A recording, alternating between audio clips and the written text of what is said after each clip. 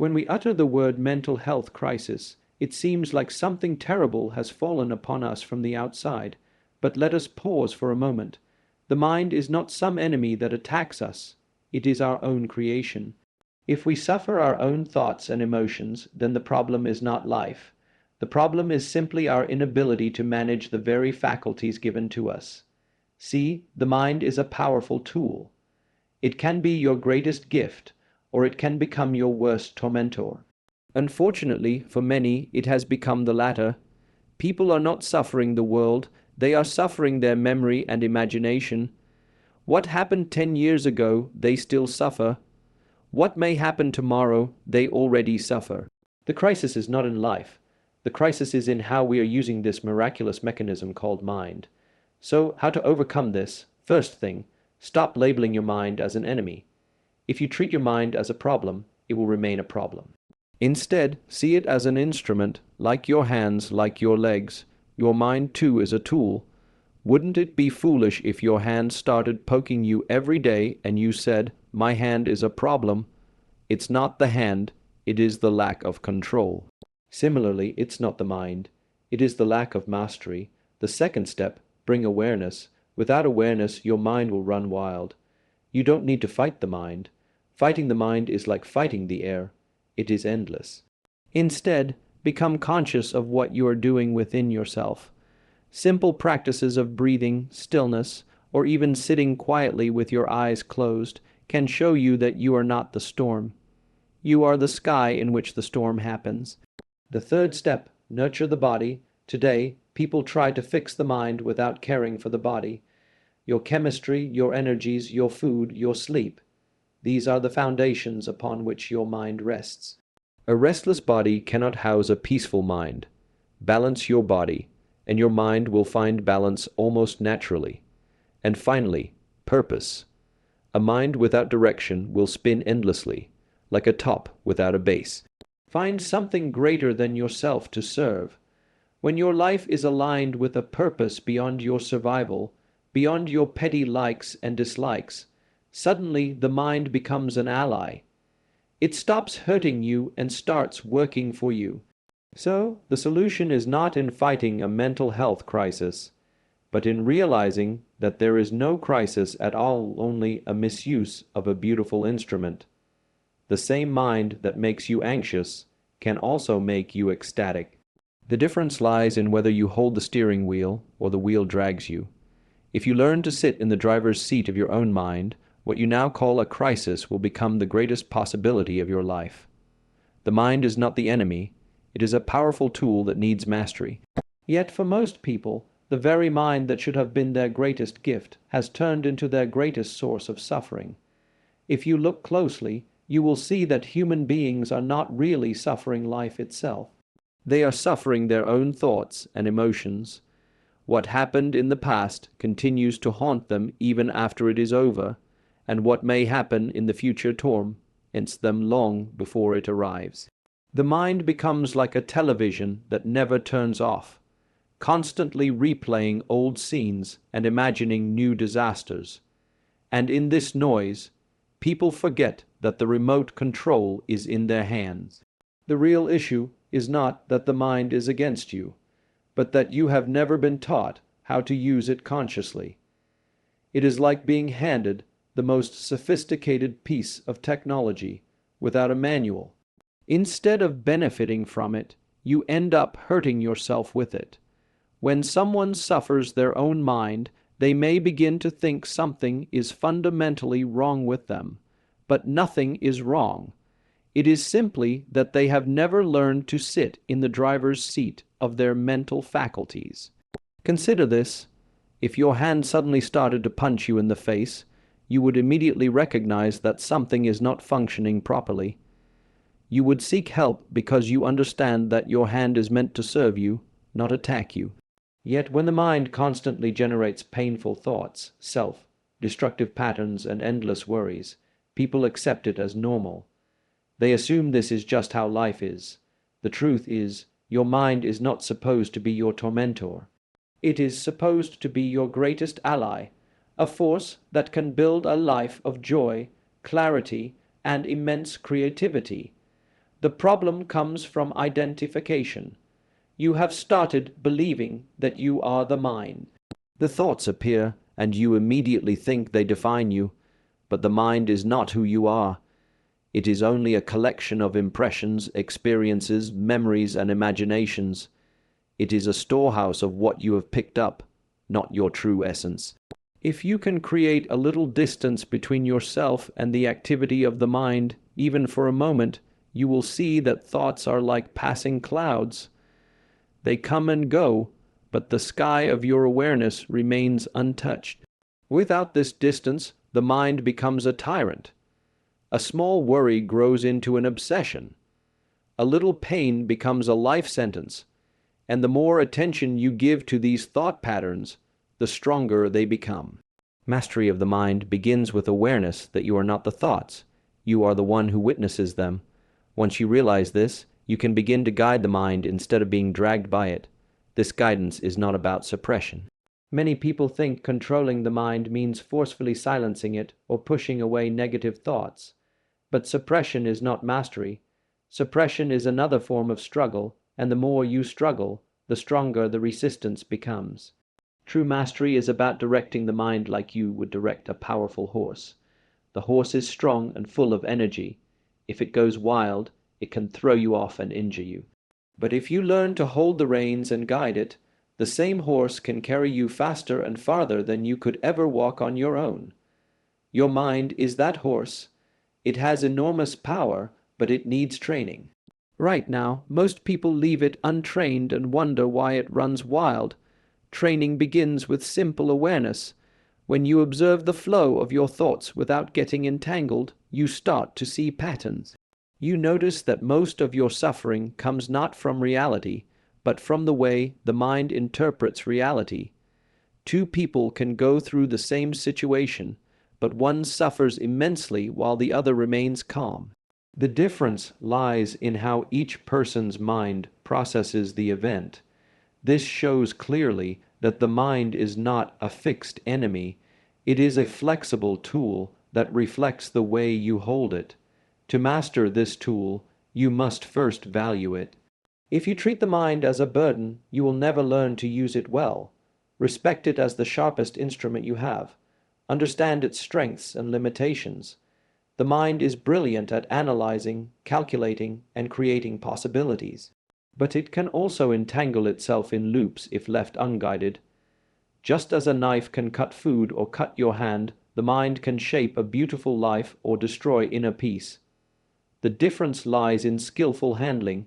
When you see the mind for what it is, you also realize that it does not always have to chatter. Silence is as much a part of the mind as thought is. Many believe silence must be created by fighting thoughts, but silence is already there, beneath the noise. By simply observing, by not fueling every passing thought, you allow silence to reveal itself. In that silence, you understand that you are larger than the mind, that you can choose whether to ride along with a thought or let it pass. Mastery also involves responsibility. Once you realize the mind is a tool, you cannot blame it for your suffering anymore. A hammer does not decide whether it builds a home or breaks a window. The one holding it does. Similarly, your mind does not choose whether it creates joy or misery. That choice rests with you. If you hand over the reins blindly, it will run where old habits and fears push it. But if you hold it consciously, you can direct it toward clarity, peace, and purpose. This is not something to achieve in one grand moment. It is a gradual refinement. Each time you notice a thought and choose not to be enslaved by it, you are taking a step toward mastery. Each time you redirect the mind towards something constructive, you are strengthening your grip on the reins. Slowly, the wild horse becomes a loyal companion. Slowly, the mind that once tormented you begins to serve you. Would you like me to expand keynote **2** in the same deep reflective style, also around 900 words, so your full speech flows consistently? Awareness and balance of body, breath, and inner stillness bring mental clarity. Human beings often believe the mind functions independently as if it exists in isolation from the rest of who we are. But the truth is, the mind is deeply intertwined with the body, the breath, and the subtle state of energy within. When one of these dimensions is disturbed, the mind reflects that disturbance. When they are aligned and balanced, the mind naturally finds clarity without much effort. Awareness is the first doorway. Without awareness, you are at the mercy of compulsive patterns.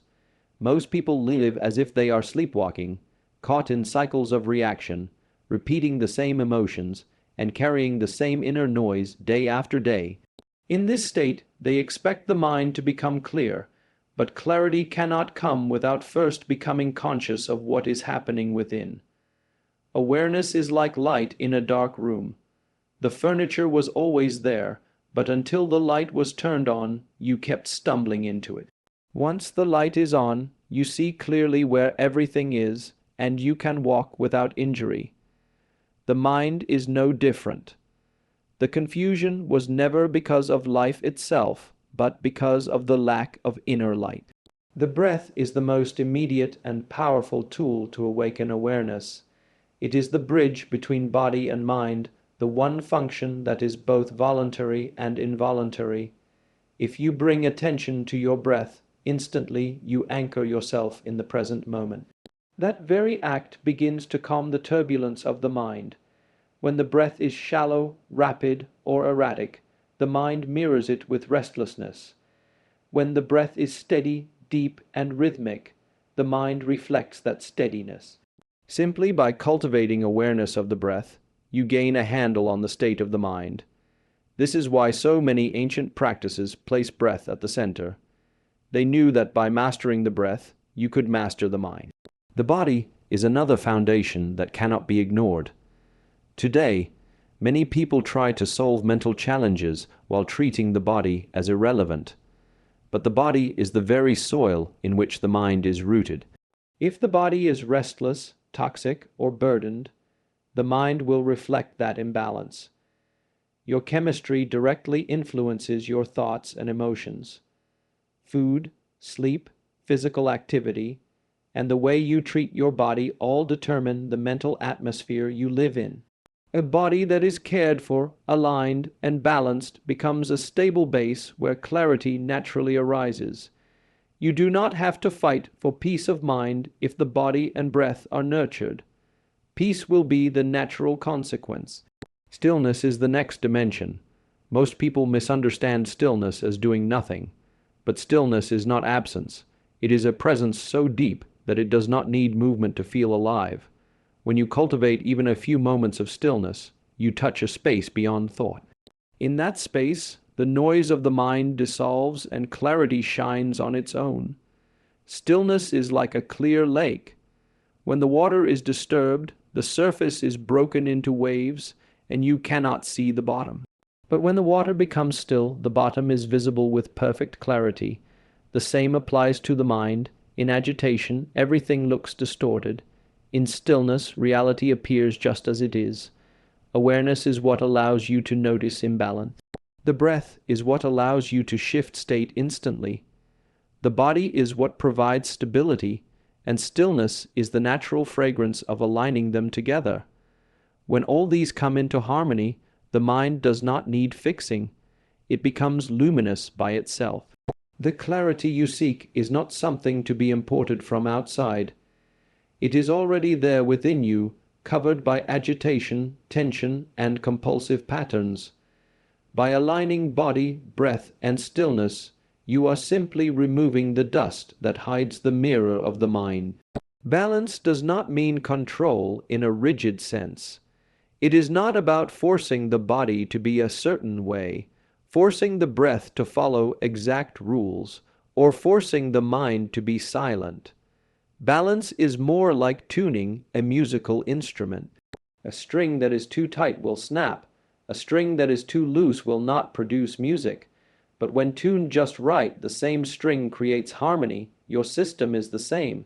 If you tighten it with too much force, you break yourself. If you leave it slack, you drift into chaos. Awareness allows you to find the right tension, the right balance, and in that balance, the music of clarity begins to play. Even small moments of conscious awareness can bring profound shifts. Just taking a few breaths with full attention, just observing the body without judgment, just sitting in silence for a short while can reset the entire system. These are not grand practices requiring special conditions. They are simple acts of returning to what is natural. Over time, they create a foundation of balance that no external chaos can easily disturb. When awareness sharpens, you begin to sense the subtle link between your physical posture, the rhythm of your breath, and the state of your mind. You notice that slouching or restlessness in the body often comes with anxious thoughts. You notice that deep, slow breathing accompanies calmness. This sensitivity gives you a kind of inner compass. You no longer need to depend entirely on external advice to handle your mental state. You can read the signs within yourself and bring balance when it is needed. In this way, clarity is not something to be chased. It is revealed when the noise subsides.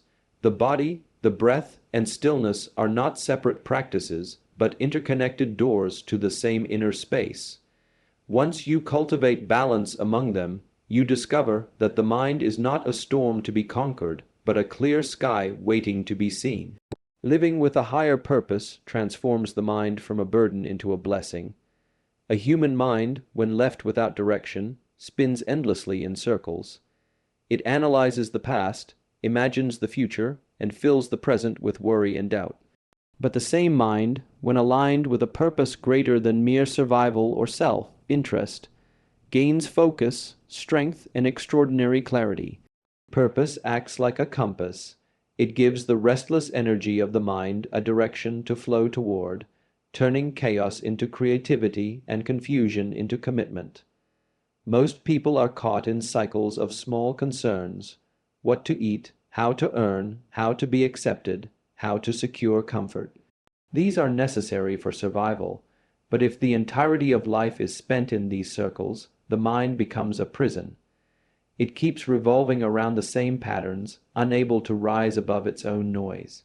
But when you connect to a purpose that transcends your individual needs, the mind is lifted out of its endless loops. It suddenly finds meaning in struggle, courage in fear, and focus in the midst of distraction. Purpose has the power to transform suffering into strength. When challenges come, a purposeless mind sees only obstacles. It complains, resists, and sinks deeper into despair. But a purposeful mind sees those same challenges as steps on the path, as necessary friction to sharpen one's inner strength. This shift in perspective changes the entire quality of life. Pain no longer feels like punishment, it becomes part of growth. Doubt no longer feels like weakness, it becomes an invitation to deepen clarity. The difference is not in what life brings, but in the lens through which the mind views it. A higher purpose does not necessarily mean some grand or world-changing mission. It simply means something beyond the narrow walls of self-interest. It could be the commitment to nurture your family with love, to contribute to your community, to create beauty, to explore truth, or to serve life in whichever form you are capable of. When the mind realizes it is part of something bigger, it stops suffocating in the cage of me and mine. The burden of endless self-concern dissolves, and in that release the mind becomes light and clear. Direction is what the mind craves. Without it, its energy is wasted in restlessness. With it, the same energy becomes focused power. Imagine a river with no banks. Its water spreads aimlessly, turning into swamps and stagnant pools. But when given a clear channel, the river flows with strength and reaches the ocean. The mind is like that river. A higher purpose provides the banks, the channel through which the energy of thought and imagination can flow towards something meaningful. Without it, the mind stagnates in self-created problems. With it, the mind becomes a force of creation. Purpose also aligns the inner and outer worlds. When you live only for survival or comfort, there is often a gap between what you long for deep inside and how you live on the surface. This gap creates inner conflict, and the mind becomes heavy with confusion. But when your life is guided by a purpose you truly value, the inner longing and outer action begin to move in harmony. That harmony itself is a form of clarity. The mind is no longer torn in different directions, it is unified, and with unity comes strength. A higher purpose has another hidden gift: it keeps the ego in check. Left to itself, the mind easily inflates with pride or collapses with insecurity, swinging between extremes. But when you dedicate yourself to something beyond personal gain, the ego finds less space to dominate. The focus shifts from "how do I look?" or "what do I get?" to "how can I serve?" or "what can I create?" In that shift, the mind gains humility and resilience. It stops being overly concerned with small insults or fleeting failures, because the larger purpose outweighs them. Clarity of purpose also brings clarity of choice. In a world full of endless distractions, a purposeless mind is easily scattered. Every new idea, every small temptation, every minor fear can pull it off course. But when you are anchored in a higher purpose, decisions become simpler. You weigh them against your purpose, and it becomes clear which path strengthens it and which path weakens it.